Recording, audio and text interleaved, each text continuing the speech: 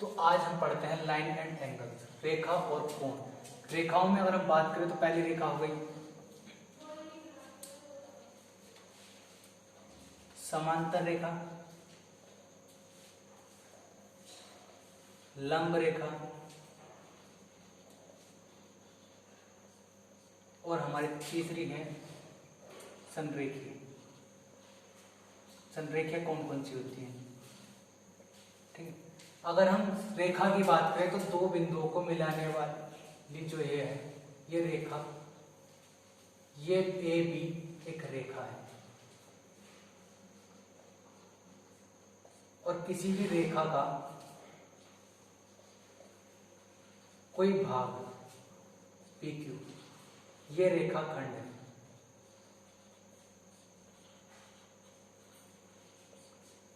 समांतर रेखाएं वे रेखाएं होती हैं जो एक दूसरे को अनंत पर में यानी एक दूसरे से समान दूरी पर स्थित होती है। कि अगर यहाँ इन दोनों के बीच की दूरी h है तो यहाँ भी इन दोनों के बीच की दूरी h ही होगी। तो ये होगी हमारी समांतर रेखा।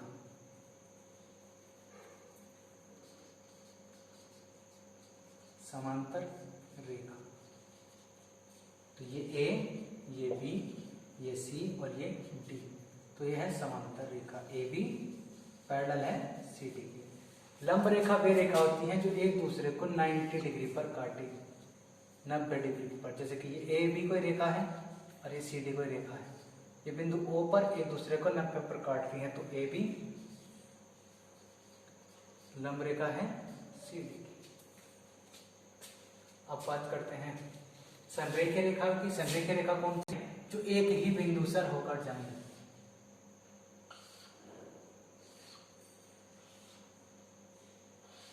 कि A B C D E F और जी एच ये सभी बिंदु ओ से होकर जाते हैं, तो ये संरेखीय रेखाएं। ठीक है सब। अब आगे को चलते हैं।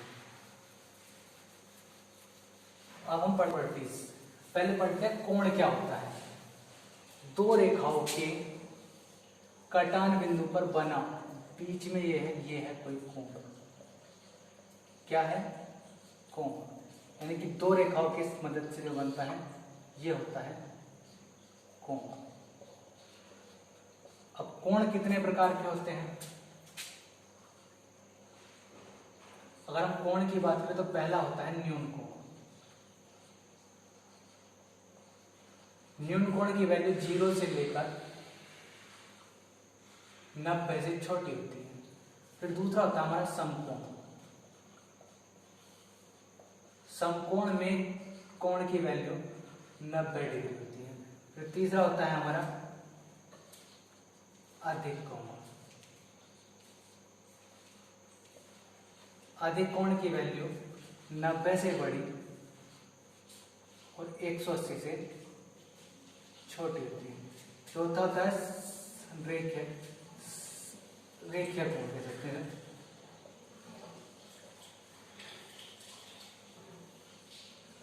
तो थीटा की वैल्यू होती है 180। फिर होता है बृहद कोण।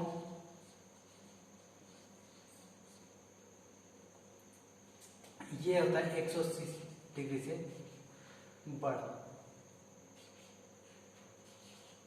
थीटा जो है 180 डिग्री से बड़ा होगा। ठीक है। बृहद कोण को हम रिफ्लेक्स एंगल भी कह सकते हैं, क्योंकि ये जो है 180 से बड़ा 360 से छोटा होता है। इसे रिफ्लेक्स एंगल भी बोलते हैं। ठीक है, आगे को बात करते हैं।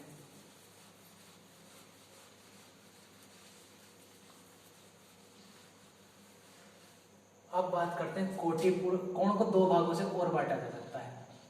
एक तो होता है कोटिपूरक कोण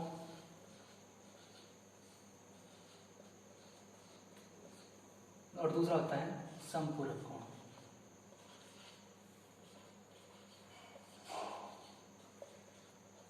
कोटिपूरक का मतलब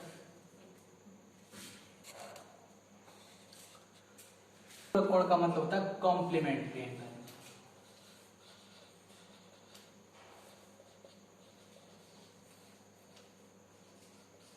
और सब पूरक कोण होता है सप्लीमेंट्री एंगल।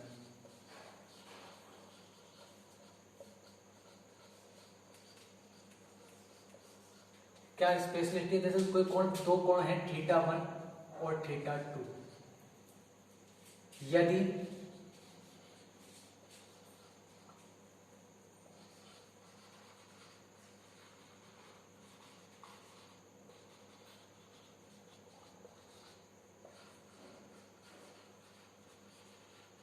यानी कोई दो कोण θ1 और θ2 हैं, दोनों कोटि पूरक कोण है, तो क्या होगा, दोनों कोणों का योग 90 डिग्री होगा।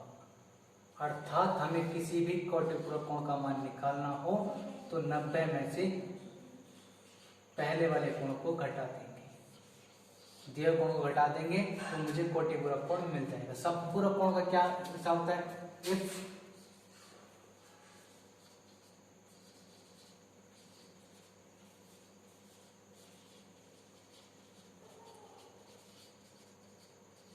यदि वे समपूरक कोण हैं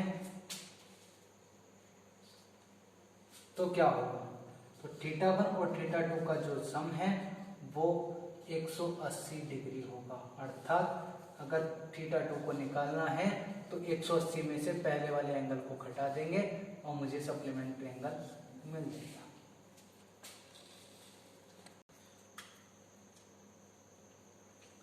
अब देखते हैं सीधी रेखा के कोण, सीधी रेखा के कोण।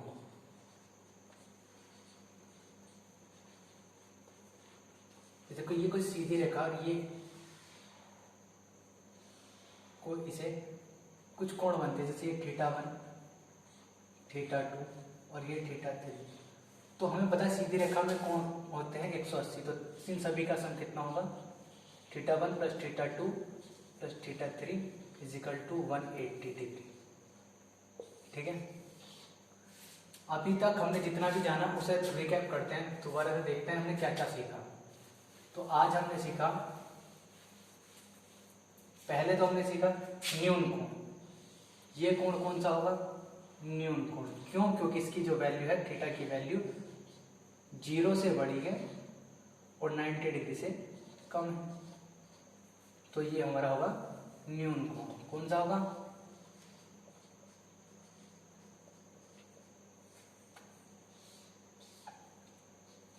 ये हमारा होगा थीटा, ये 90 के बराबर है तो सम कोण।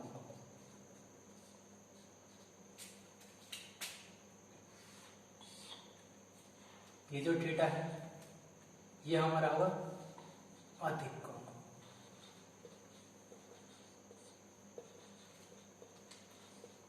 क्यों, क्योंकि ये जो है 90 से बड़ा है और 180 से छोटा है। ये जो कोण है ये थीटा, ये होगा 180 के बराबर और इसे कहते हैं सरल रेखा का कोण।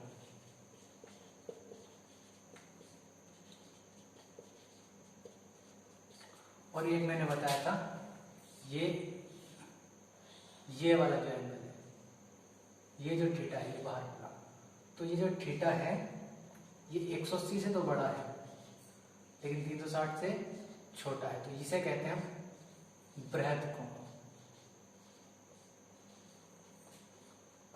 ठीक है, स्क्रीनशॉट ले सकते हो। अब आगे को पढ़ते हैं। तो पहला तो न्यून कोण था, दूसरा समकोण था, तीसरा अधिक कोण था, फिर सरल रेखा का कोण, फिर बृहद कोण। ये पांचों कोण हो गए। अब आगे को मैंने पढ़ा था, आगे को हमने क्या पढ़ा था, आगे को हमने पढ़ा था कोटि पूरक कोण। तो कोटि पूरक कोण कौन कौन से होते थे, तो कोटि पूरक कोण के बारे में हमने बताया था कि कोटि पूरक कोण वे कोण होते हैं जिनका योग 90 हो। तो θ1 और θ2 जो है ये दोनों 90 होंगे, तभी ये कोटि पूरक कोण होंगे। तो कोटि पूरक कोण के लिए क्या शर्त है कि दोनों कोणों का योग 90 हो। कोटि पूरक कोण।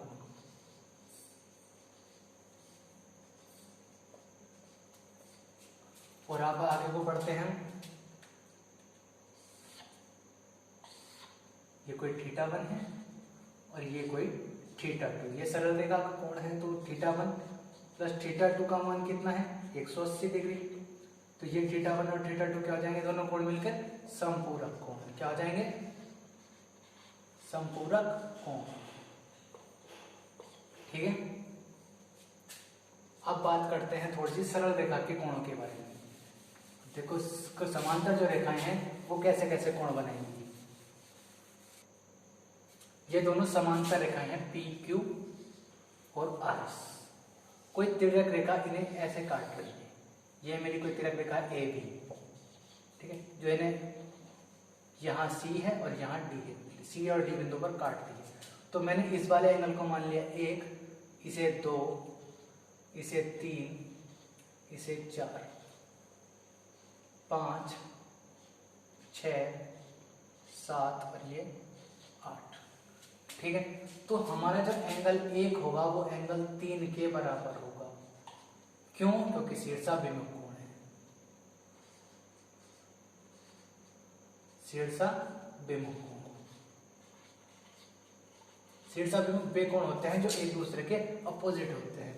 इसी प्रकार कोण 2 बराबर होगा कोण 4 के, कोण 5 बराबर होगा कोण 7 के, और कोण 6 बराबर होगा कोण 8 के। ठीक है। कोई दिक्कत? अभी तक किसी को कोई दिक्कत नहीं। और एक बात और याद रखना है, तो सारे शीर्षाभिमुख कोण हो गए। कोण 1 जो होगा वो कोण बराबर होगा कोण 5 के। ये वाला कोण और ये वाला कोण समांतर रेखाओं में बराबर होते हैं। इसी प्रकार कोण 2 बराबर होगा कोण 6 के, और कोण 3 बराबर होगा कोण 7 के, और कोण 4 बराबर होगा कोण 8 के। ठीक है। कोण 1 किसके बराबर है, कोण 5 के, कोण 2 कोण 6 के, कोण 4 कोण 8 के, कोण 3 कोण 7 के। ये एक सीधी रेखा है।